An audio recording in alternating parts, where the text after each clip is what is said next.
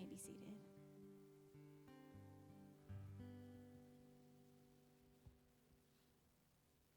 Well, as Carly prayed, one of the things that we want you to know is we always want to give you a next step.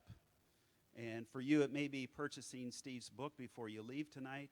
For some of you, it's going to be embracing the idea of how do I live this out? And our life groups are going to be focused for 4 weeks on this material as Pastor Tim preaches, a 4-part series. And so if you're not in a life group, I would invite you to my life group on Wednesday nights in room 116 for the next 4 weeks, not tomorrow night. Tomorrow night's off night. But starting next week in room 116. So consider that. Consider joining a group and getting involved.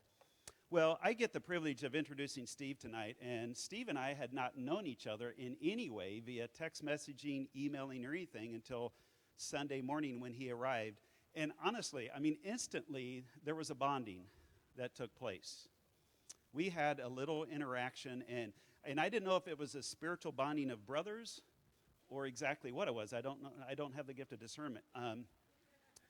But anyways, we so bonded that I thought, we presented him with a gift, but I thought, did we give him the gift he needed? And so I was able to find his wife on Facebook. As he mentioned last night, there are Facebook stalkers. And I found her, and I got a hold of her, and I said to her, what would be one gift that he needs that will help him in his own journey to the next level? Some of you were here last night. If you weren't, you need to see the podcast, the video of his comment about potholes in life. Sometimes we have potholes. And I said, is there anything that I could give him? And she said, well, one of the things that he's always wanted was a Ohio State Buckeye necklace. And so I told her, I will do this. I will give this to him. And as I began coming tonight, Steve, the Lord told me that if you were to wear this, you would have a new anointing on your ministry that would just take you to greater places. So I'm not going to make you wear it unless you want to, but I'm going to put it right there. But how many of you have enjoyed Steve being with us this week? Absolutely. So, Steve, get up here and one more time inspire us, but not just that, but equip us. Real quick. Okay, you look so good in blue. And I didn't know you as a Buckeye fan, you have Michigan gear? I've got Michigan gear. I have nothing. I kept that a secret because I wanted you to know I've gotten past that pothole in my own life. Oh, that's amazing. I haven't. I won't. So, man, this is satanic. Put this at the altar. Well, hey, it has been an absolute honor to be here, and gosh, I thought maybe I would just start out and just kind of say, this has probably been a season in my life that I didn't see coming. And some of you don't know a little bit about my story. If not, you can Google it. But I mean this, that 2018 was a year where life just gave me one grand uppercut. And maybe you've experienced that. The unexpected happened. And I'll never forget being in Holland, Michigan. I was with my wife, and nothing was with us in our family life. It was just some outside stuff that was going on, and my dad passing, but I was just going through a really just difficult season, and all of a sudden Melanie reached out, and it was like one of the first people to reach out after a crazy season, and just invited me to come out to Eagle. And it took us about a year to figure out dates and for it to work, but I'll never forget that. And for me, I had no idea what coming here would mean for me personally in 2018. But in God's timing, just being able to come and spend a couple days with Pastor Tim, Pastor Melody, being with Brent today, being with the staff, just having time with you all, you have really blessed me. You've really encouraged me, and I'm really just moved by what I think God wants to do in and through you. I mean, just to think about on a Tuesday night, you all are here. I was like, oh yeah, who's going to come on a Tuesday night? I mean, it's like World Series, and there's like a whole, like there's just so many other options, and you guys are here, and I just love that, and I feel like God blesses that kind of decision. So with that, I just want to say from the bottom of my heart, thank you for having me, and hopefully today and tonight will just be a great capstone on where we have been. I mentioned that I don't like running. Anybody like running here, real quick? Oh, nice, strong few hands. Well done. Okay. I mentioned I'm not a big fan of running, and it's not necessarily like. I have a lot of respect for runners. They're hardworking, but you got to understand. I just have a little bit of bad experience with running. And I had a buddy of mine. He came up to me one time and he said, "Hey, my family, we've got this tradition that we run a 5K every year in our hometown. And it's really cool. We run the 5K in the morning. We go back home. We watch a little bit of college football. And then our family goes out and we like celebrate that we like conquered a 5K, which is only 3.1 miles. But we conquered a 5K with a big steak dinner. And my dad pays for it. It's awesome." He's like, "Would you want to join our family? I talked to my parents. They would love for you to come." And I was like, "Running? No." "Steak, though? Okay." So a couple weeks later, I got in my station wagon, and I drove down, and I show up at this race, and there's thousands of people there.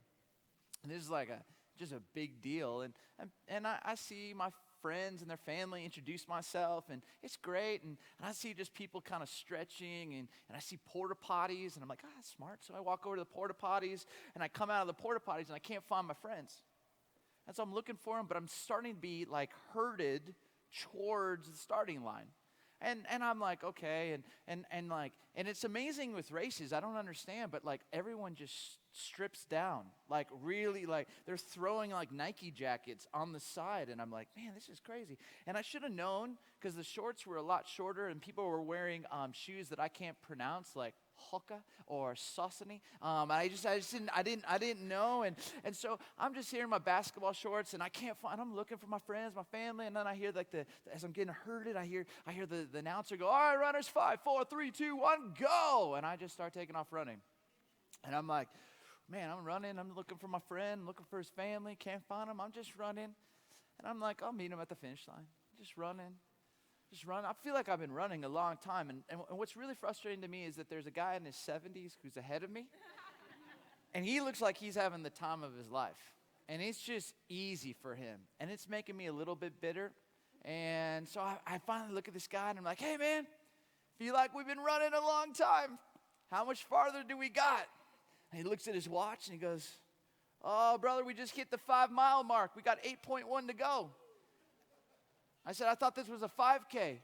And he goes, "Oh, you're in the wrong race, dude." And I was like, "You're in the wrong race, dude. I know that now because I can't feel my thighs." And all of a sudden, I start sinning in my brain. I'm like, did my friend get his whole family to punk me? They told me to use the restroom. They disappear, and they sign me up for a half marathon. In my mind, I am trying to make sense of all of this, and yet this 70-year-old man's beating me. And so, like, I'm trying, and I'm pushing to try and stay up with him. And I'm not a runner, but I'm like, I'm not quitting. I'm going to finish this half marathon. I'm not trained. I don't run. I'm basically wearing basketball shoes and basketball shorts. And I looked so bad that some random woman walked up to me, and she's like, "Would you like a peanut butter sandwich?" Which, number one, who carries a peanut butter sandwich when they're running? And number two, yeah, I did. I was like, eat this peanut butter sandwich, and like I had no salt in my body, like cortisol gone, like, and literally like I get to the finish line, and as I'm getting to the finish line, there's my buddy. And he's standing there with that smirk on his face.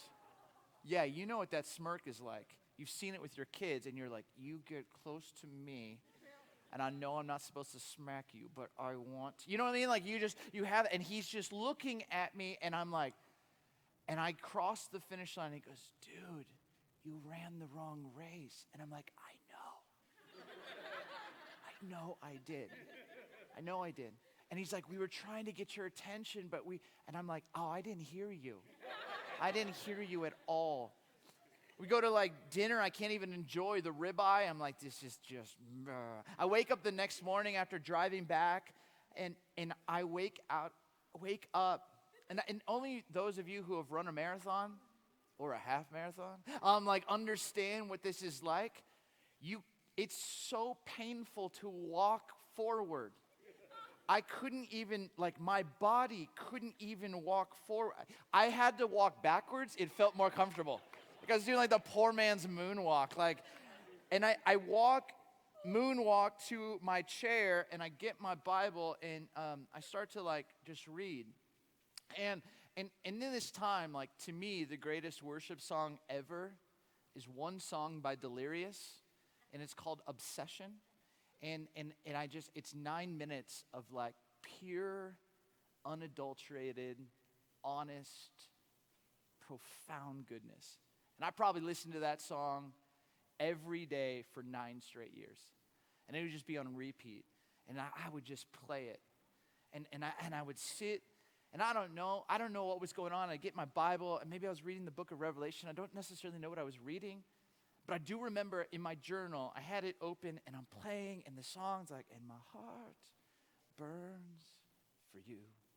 And I'm just writing. And I don't know if you ever have this experience when you're journaling, you just kind of free write. And I'm just free writing and writing, and I almost have this sense that I'm coming to the end of my life. Hey, Patrick, thanks for showing up. That's cool. That's awesome, man. I'm glad you're here. Wow, that's cool. That's great. You just showed up? That's cool. It's great. You missed worship? It's cool. Anytime, you're welcome. Anytime. Anytime. Hey, that's great. Fantastic. No, hey, thank you. Thanks so much. Oh, wow. Wow. No, yeah. Hey, this invitational life, you're always welcome, buddy. Okay. If you don't know, I love him, and yesterday he made an absolute mockery with the help of Brent of me. So the fact that I saw him in the middle of my story and I have partial ADD, I had to do that. So I'm in my journal time, and Delirious is playing, and I start writing, and I have this sense that I've literally come to the end of my life. And I'm walking towards the gates of heaven. And again, this is probably so bizarre. And it's probably because I had no salt or like cortisol or adrenals at all in my body because I ran a half marathon the night before. And I'm like writing, and I feel like I'm going to the gates. And as I'm going closer and closer to the gates of heaven, I feel this bright light coming towards me. And it's so bright that I can't even look at it. And it's just getting closer and closer, and it's so bright, and I'm writing this, and it feels so real, and it's getting so close, and finally I can feel this light just right before my very eyes, and all of a sudden, out of the mouth of this bright light speaks, dude, you ran the wrong race. And I remember writing that down, and it was as if God was saying, why are you running somebody else's race? Why aren't you running the race that I've asked you to run? And I think for some of us, it's so easy for us to drift from what we have been called to be as Christ's followers. It's so easy for us just to drift and run an easier Western American race and miss out on the race that God has set before us, the race that the text invites us into. And whether you're young, whether you're old, the call is clear. And what it's going to require of every single one of us is the same thing that the disciples prayed for. And they prayed for this in the face of persecution. They prayed for this when it was easy. They prayed for it when it was scary. They prayed for it when it was difficult. And they prayed for it because they needed it. And if they needed it and they walked closely with the Messiah and they saw the power of the resurrection and they were there at Pentecost and they felt the fear in the face of the enemy and the persecution and the suffering, if they're praying for this, I think it's probably something we ought to lean into. So tonight, I want to talk about boldness. Tonight, I want to talk about courage. I'm going to do it a little bit differently because I'm going to take you back and look at one of my favorite characters from the Old Testament, and then I'll bring it and connect it to the New Testament. But I bet for many of you, when you heard me teach, if you were there on Sunday talking about this invitational life, for some of you, maybe you were like, I want to do that, but I'm afraid. I want to do that, but I'm not sure I know how. I want to be able to reach my friends and family, but I'm scared. I want to be used by God and have only God moments, but I don't know if I have what it takes. I want to, but somehow, do I actually believe enough that God wants to use me? And so to do that, I want us to take you through the life of a man named Joshua. We're going to begin in Numbers chapter 13, which I'm sure you were in the book of Numbers this morning in your quiet time. But Numbers chapter 13 is an amazing chapter because it's the story of the Hebrew people who are basically having this moment where Moses is so curious about the promised land. I mean, this land that had promised to Abraham, Isaac, and Jacob. They have no drones, they have no Wi-Fi, they have no encyclopedias, there's no Life, magazine to showcase, or National Geographic to showcase what this promised land is like. And so, in this Hebrew Hunger Games-esque, they set up the 12 tribes, and they have this draft. And Moses just calls out names. I mean, and it's amazing. Like, they'd line up, and you'd have things like this: from the tribe of Zebulun, Gadiel, son of Zodai. Right? And you're just like, dude, that's amazing. And so this person just gets drafted to be one of the 12 spies. Every tribe had a spy. And then Moses basically says, hey, tell me everything about the land. Don't miss anything. Tell me, is like the land, like, is it filled with milk and honey? What are our enemies going to be like? Are they big, they small, they strong? What are they like? Tell me about the soil. Is the soil good? Tell me about, like, the waters, a good water supply. Tell me about, like, the mountains. How beautiful are they? Tell me everything. So these 12 spies go. And they come back. And 10 of them have some honest words. And 10 of them see the opposition. 10 of them see the circumstances. 10 of them see how small they are in comparison to their enemies. And you begin to see, and I'll just read this part and then we'll see one verse on the screen. They said this in verse 27. They gave Moses this account. We went into the land to which you sent us, and it does flow with milk and honey. Here is its fruit. But the people who live there are powerful, and the cities are fortified and very large. We even saw descendants of Anak there.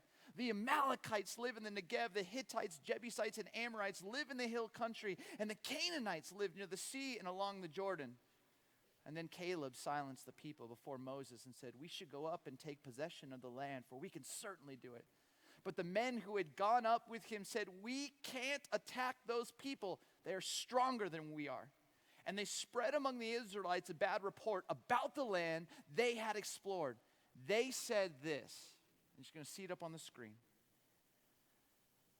The land we explored devours those living in it. All the people we saw there are of great size. We saw the Nephilim there, the descendants of Anak come from the Nephilim. We seemed like grasshoppers in our own eyes, and we looked the same to them. Here's what they're saying. We were like this. We feel so small. And I don't know about you, but maybe some of you feel that way. It just feels small. Like there's no way God could ever use me. God could use my story. God could use my giftings. God could use me in the marketplace or me in my neighborhood. I just feel so small in comparison to all that is happening in our world. I just feel so small. And I love this because you've got 10 people who have basically got all of the nation saying, dude, we got to stone Caleb, and this other guy, Joshua. We can't do it. And the people began to have this fear to actually go out and live this out. And then in chapter 14, I love it. It says this, Joshua, son of Nun, not son of a nun, because that'd be weird. Joshua, son of Nun, and Caleb, son of Jephunneh. And just so you know, if you're ever like having to preach publicly, and there's a bizarre word in the Old Testament, here's what you do. You just read it quickly and with authority and move on, and everyone will believe you. Caleb, son of Jephunneh, who were among those who had explored the land, they tore their clothes, and the entire Israelite assembly.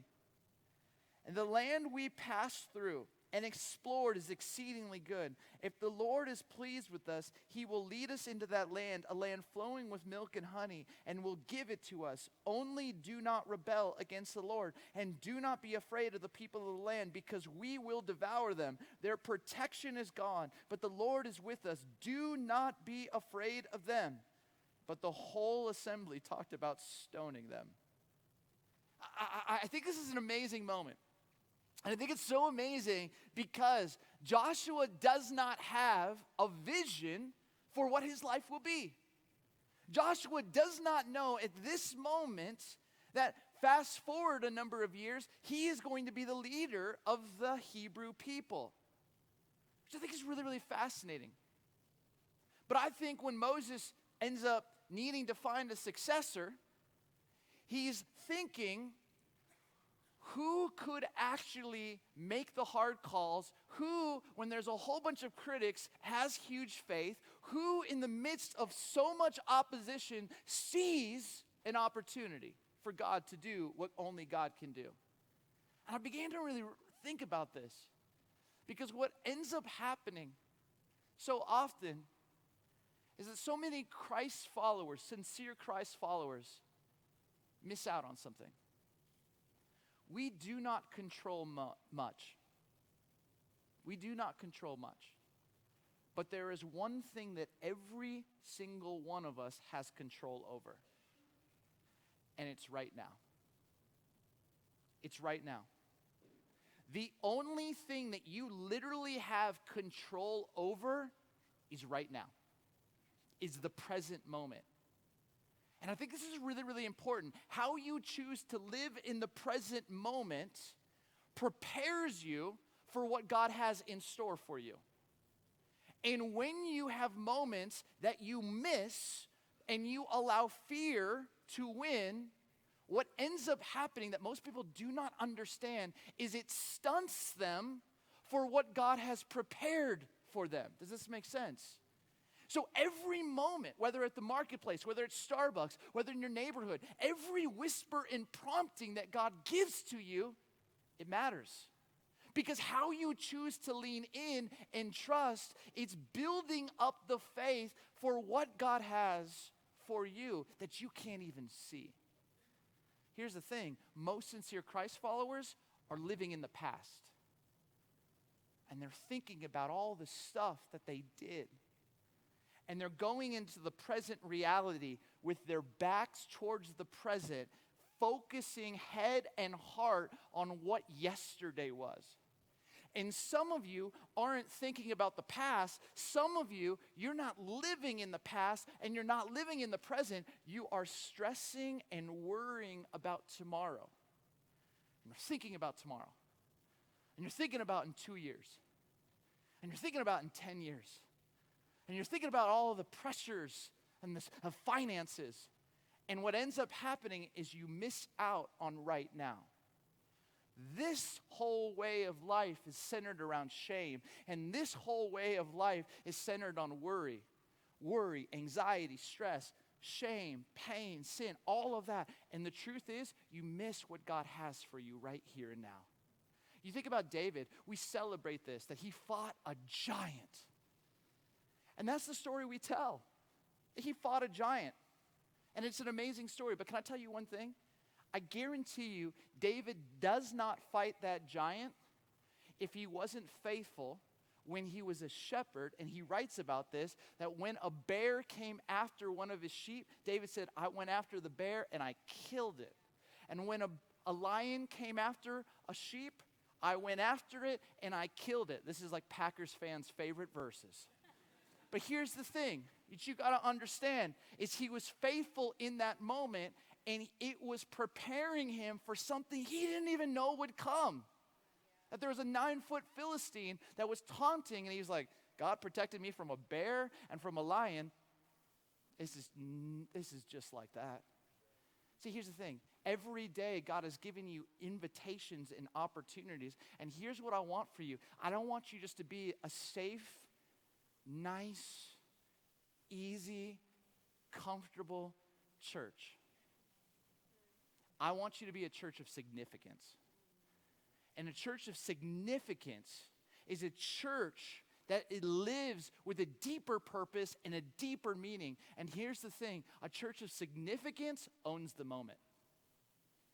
It lives its life recognizing that there are moments that God has given, and we want to be faith-filled to step in because we don't know what God's going to do with us individually and with us as a community. Does this make sense?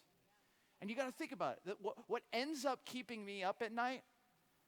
2 things. It's not what the Bible tells me not to do. You know what keeps me up at night? What the Bible invites me to do. And what also keeps me up is the missed moments throughout my day. And I don't want you to miss those moments. Not just for the people that it will impact, I don't want you to miss that for you and for your community. Because when your faith gets stronger, everybody's faith gets stronger. Because you start to kind of run at a faster pace and someone goes, man, I want to try and keep up with Brent. Man, I want to try and keep up with Carly. Man, I want to try and keep up with Trevor. Man, I want to keep, and you find yourself pushing so that you're living into the life God had for you. Be the church of significance, the kind that has a deeper meaning, a deeper faith, and that doesn't choose to live in the past and get caught up in tomorrow, but owns today, the present, right here and now. You fast forward, and all of a sudden, Moses is coming to the end of his life. He doesn't get to enter into the promised land, and so he's got to pick a successor, and he picks Joshua. Because Joshua, in the face of adversity, showed that there was a better opportunity.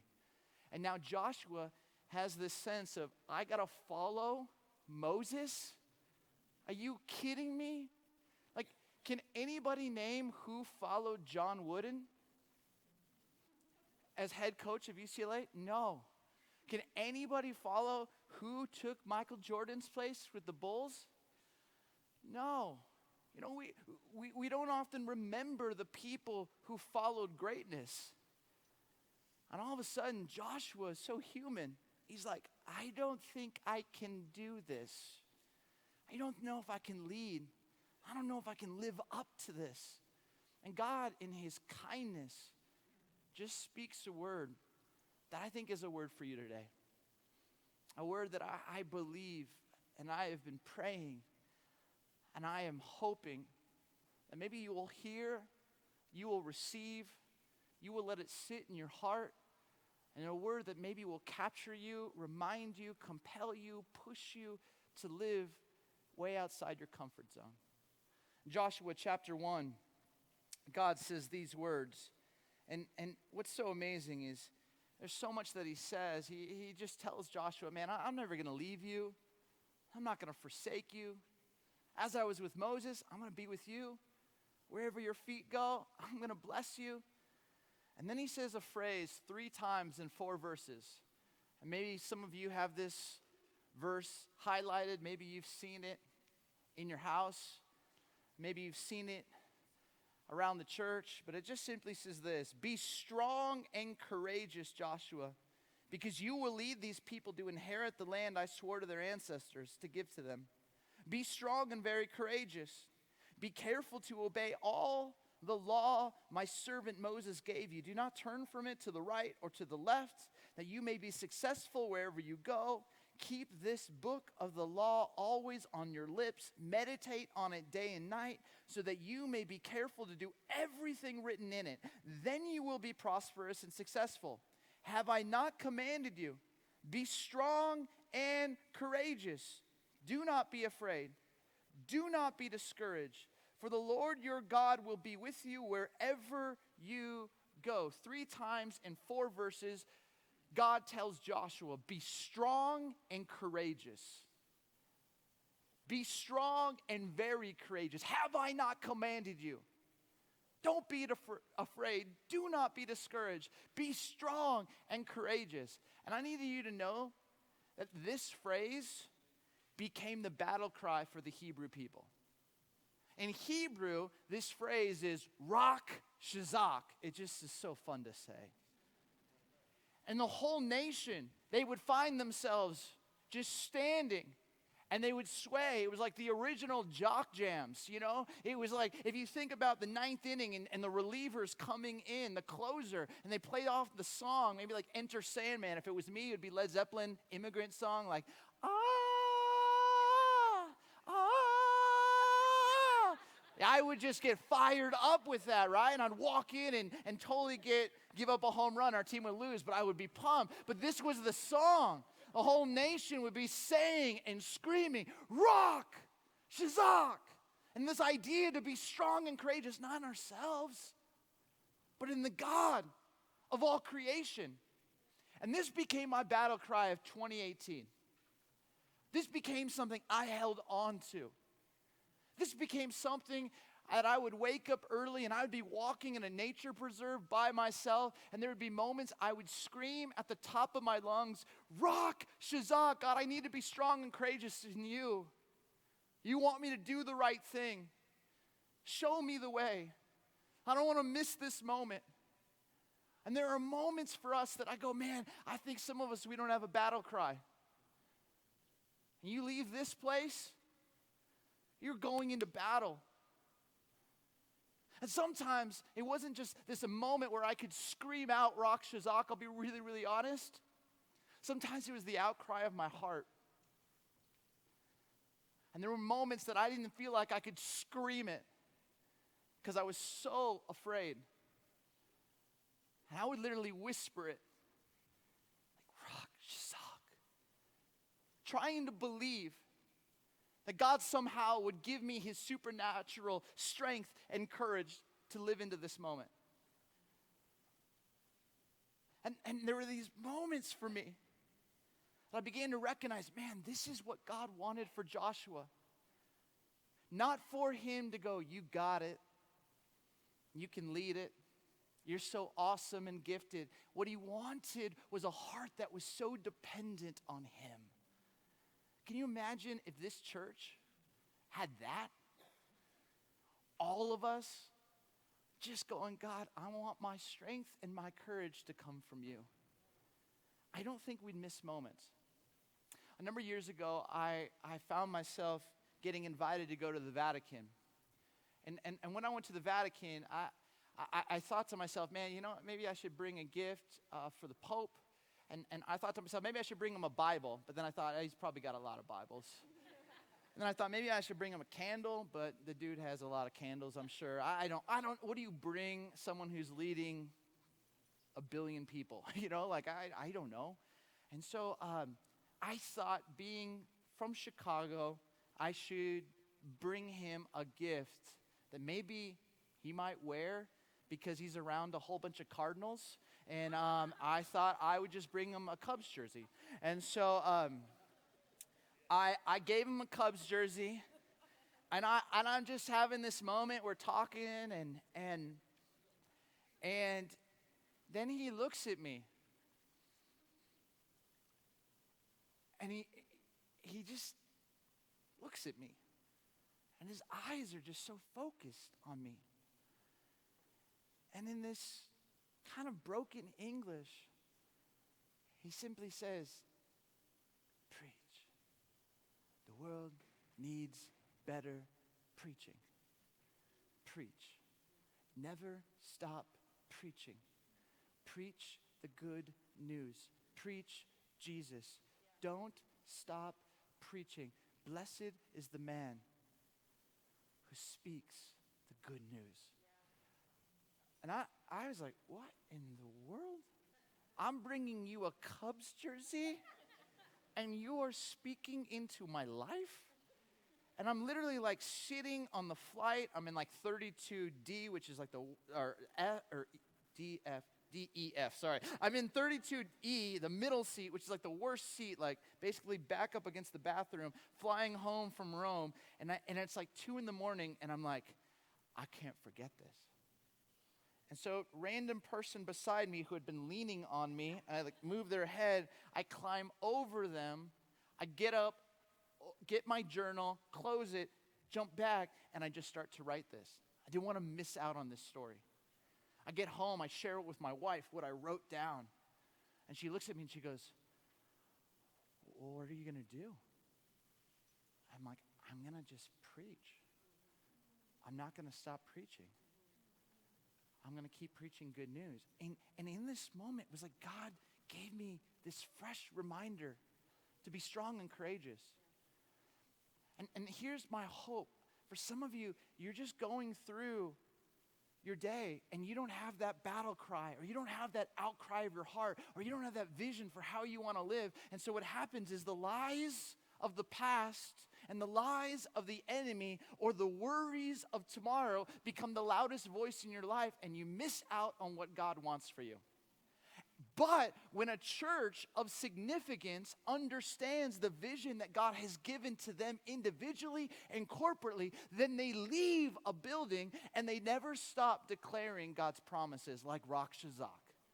And what I long for you is for you to be a church of significance, Eagle Naz, and own the moment, and for you to be this church of significance that never stops declaring God's promises. And when you live like that, something happens. And so right away, God says, be strong and courageous. Joshua, I want you to go towards the promised land. But here's the thing. What's kind of between where Joshua is and the promised land is the Jordan River. And if you've never been to Israel, you got to understand that the Jordan River begins at like the top of the biggest like mountain range in Israel, and it moves all the way down to the Dead Sea. And during flood stage, it is crazy. It moves so fast. And so Joshua's got to be like, all right, guys, we're going to cross this. And what God instructs him is, hey, get a few priests. And here's what I want you to do. I want you to get a few priests, and then I want you to take the Ark of the Covenant, which is a box where God's presence was in, and I want you to step into the Jordan River, and the water's going to stop. And then those priests are going to stand in the middle of the Jordan, and all of the nation's going to be able to get to the other side. So then Joshua's got to go, hey, nation, here's what's going to happen. God told me we're going to cross the Jordan. And they're like, dude, you're not Moses. Moses could split the Red Sea, but he had a staff. You don't even got a staff, dude. No, but God gave me something. What did he give you? Rock Shazak. Be strong and courageous. And they're like, so Joshua, you're not actually going to be one of the people holding. No, I'm not. I'm looking for some volunteers. And they're like, really? Yeah, I'm just asking that you would hold the Ark of the Covenant. And I'm looking for some people. I know it's flood stage, but you got to have the faith. And I want you to put your foot in the water. And seriously, you put your foot in the water, and it's going to stop. And then we're going to get to the other side, and then we're going to enter that land. The land with like where we're grasshoppers? Yeah, we're going to do it. And all of a sudden, some priests raise their hands. And they have the courage to do this.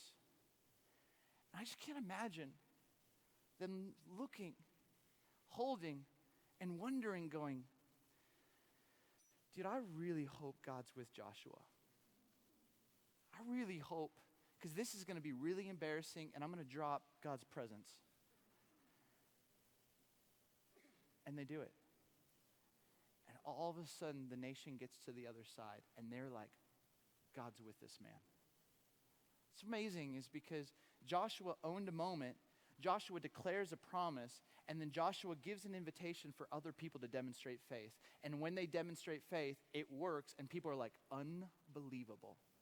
Then Joshua goes, okay, guys, here's what we're going to do. We're going to march around the city of Jericho. We're going to do it for 7 days. And then on the last day, we're going to chant a war cry, and scholars believe they chanted Rock Shazak.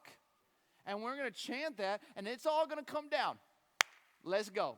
And they're like, well, you crossed the Jordan. Okay. And all of a sudden, do you see what's happening? Faith, like Legos, are just being built. And all of a sudden, you're like, you crossed that? You made a whole city's walls fall down? What's going to stop? What's going to get in the way of God using us? And all of it was one man who owned a moment, one man who wouldn't stop declaring God's promises, and one man who gave an opportunity for other people to have faith. What's changed, friends? The same is true as you flip through the New Testament. A whole bunch of people who chose to own moments or people who chose to run from moments. You got to ask yourself today, what kind of church do you want to be? And the kind of church that was willing to declare the promises, or a church that's going to kind of get a little scared of the Word of God. A kind of church that's going to invite other people into faith stories to experience only God moments, or a kind of church that's going to go, I'll let somebody else do it. And this, for me, if you all can do that, changes everything. Changes everything. So, I made you hold hands and say and pretend that you were redwood trees. And I started thinking to myself, I mean, it's my last time here.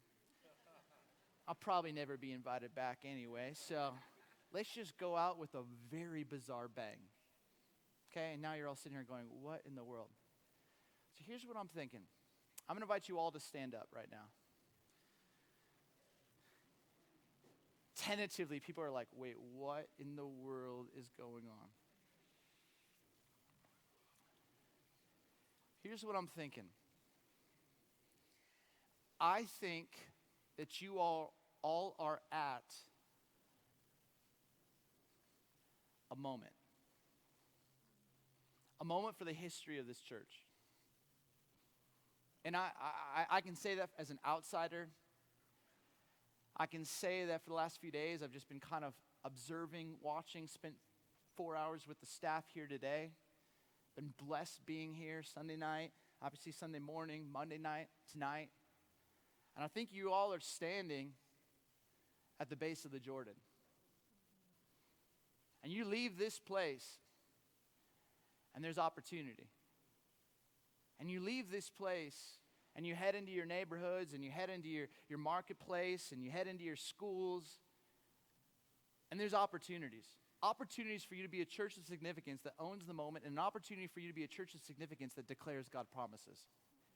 And you sit here, and some of you probably are like, yeah, I don't think he gets Eagle, Idaho. Yeah, I'm not sure he understands my story. Yeah, I don't know. And you are just like the rest of the nation of Israel. But I also wonder if Joshua were here today and said, all I got for you is Rock Shazak. I wonder how many of you, when he said, all I'm asking is for a few of you to hold on to the Ark of the Covenant and say, I'll go first in that water because I believe that God's best days are ahead of us. We just need to have faith. And I just wonder, and this might be crazy, but I just felt like I needed to ask, if Joshua were here today asking that of Eagle Naz, asking for a few volunteers, how many of you would raise your hand and say, I believe that God has something for us on the other side, and I would go first? How many of you would just raise your hand? Yeah. And then I started thinking about this, right? I started thinking about this going, oh my goodness, if we're going to do this, this is not about us and our own strength. Sometimes we worship the gift. When people come up and they're like, man, you're so good at worship. Not me, they never said that about me. But like you're so good at like teaching, you know, it doesn't, the gift is nothing. It's the giver. God has given you so much. He's given you your story. He's given you so much. All he's asking you is to trust him. And so then I thought, you know what? If the whole nation would scream Rock Shazak going into battle, why don't we? So I know. There's probably some of you in your 20s or 30s, you're like, are you serious? You're going to make us scream Rock Shazak? Yeah, I am. And I know that there's like some of you in your 70s and you're like, I have been waiting for this moment my whole life. But I'm telling you, friends, you have a moment right now to say, we are going to cross the Jordan and we are going to go to where God shows us to go. And we're not going to be a church that runs away from moments. We are going to be a church that goes, God, give us these moments because we know only God's stories are here. You have them for us. And we're going to be a church that's not afraid to declare God's promises. So let's start here, because if we can't do it here, you ain't going to be able to do it out there. This is why we gather, to be reminded, to know our play, to encourage one another, to push one another, to challenge one another. So here's what's going to happen, because I don't know if all of you got rhythm. Okay, no offense. I just saw some of you in the worship a little off, but it's okay. No judgment. So here's what's going to happen. I'm going to scream Rock Shazak, and then I'm going to point at you. And when I point at you, then you say Rock Shazak, okay? Now, again, you don't go into battle going Rock Shazak. You know what I mean? Like it's not really compelling, okay? So feel it, all right? And I kid you not, it's going to feel weird until you say it. So here it is. And I want you to think about this. I want you to think about this for tomorrow. I want you to think about this when you walk into your school. I want you to think about this when you walk into the marketplace. I want you to think about this when you drive or you walk into that Starbucks. I want you to think about it as you enter into your town, as you enter into your home, as you enter into your neighborhood. God is going to give you so many moments. And this is the moment where you say, you know what? I'm making a declaration, God, that me, one Christ follower, a part of a body of believers, is not going to run away from what you put before me. So I'm going to need your strength. I'm going to need your courage. So God, use me. So with everything you have, just declare it. Rock Shazak! Rock Shazak! Come on, Eagle Naz. Now we're getting it. Man, bring that to Boise State and let's see what happens. Now we're talking. Okay, so then think about this, right? You've got these moments that God has given to you. And now you're going to have a chance. You're going to have a chance in that moment to declare something. To declare when you hear fear, or you hear a lie from the pit of hell, or when you hear brokenness, or when you see, you're going to have a chance to declare God's goodness, God's grace, God's love, God's truth. You're going to have a chance to invite someone into this community.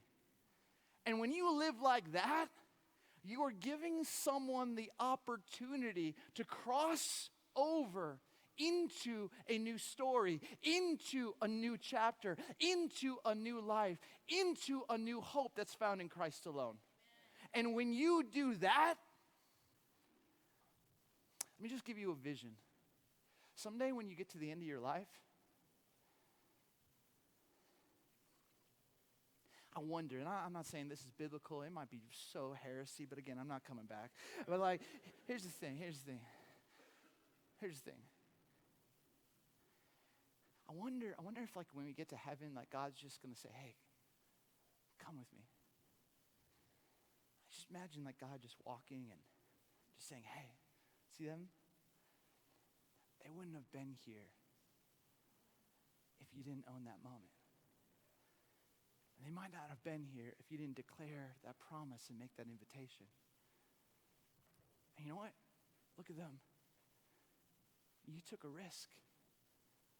And it worked. And now, their kids and their grandkids down there, because of that one conversation and that one invitation, God brought them to church. And God used them. And then they were a fire starter. They became like a Paul. You were just this Ananias, and God just was able to work through them. And I just wonder sometimes if we look at our lives and go, man, we're drifting from the race that God has set before us.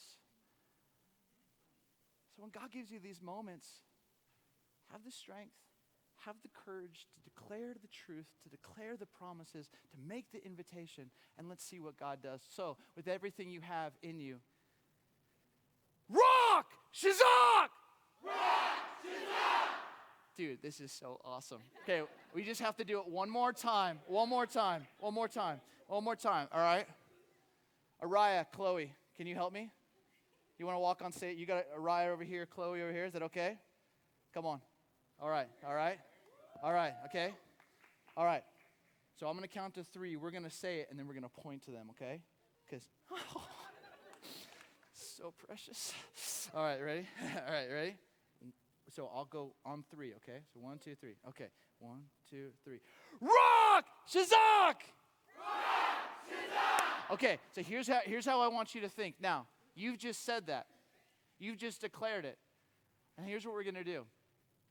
We're going to create an altar to mark this moment.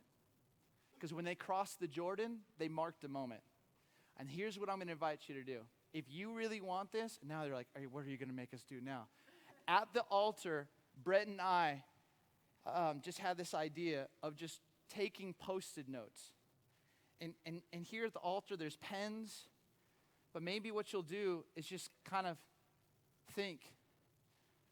There's some people that maybe I just want to have a conversation with. Maybe some family member, maybe someone in my neighborhood, maybe someone that I'm just going to choose to pray for the next 14 days. And I'm just going to write this down. I'm just going to come up. I'm going to take those lists of names. I'm just going to put it up on the wall. You can put it on both sides of the wall. And we're just going to do some time of worship. And I just imagine, can you imagine if there were just names? And feel free, if you want, you can, I saw you walking up, Stacy, don't worry. You're good. I like that. And you can just like write those names and just place them on that wall. And we're going to have this display. You don't got to write their full name and their email address and the phone number. What we're just looking for is like, hey, here are a few names in my story that God, you've placed in my life that I'm going to need the boldness. I'm going to need that battle cry, Rock Shazak, to actually own that moment, to have the courage to declare your promise. And this is where the challenge gets super personal. And again, no pressure if you don't feel like you are ready to do that. But man, can you imagine if we just filled this with names? And then at the end, Pastor Tim's just going to come up and just pray for us, just to go after that and see what God might do in the season ahead. Sound good? You're a beautiful church. Your best days are ahead. It's your time. It's your time.